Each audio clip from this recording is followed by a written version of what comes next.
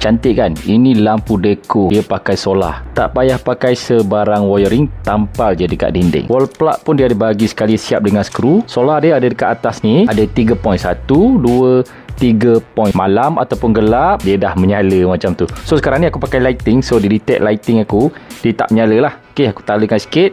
Okay, dia dah menyala, nampak tu. Aku ambil yang combo 2 pieces tu tau. Dalam kotak dia korang akan dapat ni user guide manual, ada bubble wrap sekali. Cara nak pasang dia, korang just on kan sini, dia ada off kat sini, korang kena on, baru dia menyala macam tu. Pasang balik, make sure korang pasang yang solar ni ke atas, sebab nanti dia akan charge automatic bila siang lah, bila malam dia automatic menyala. Dua macam ni korang letak dekat pagar korang, ke dinding korang kiri kanan, ataupun korang nak letak dekat dinding, deko-deko murah je. Contoh sekarang ni aku beli dua.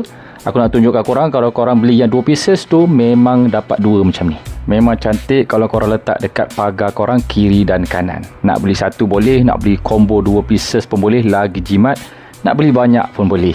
Okay, tekan dekat beg kuning guys. Yang aku ambil ni color warm punya, color putih pun ada juga.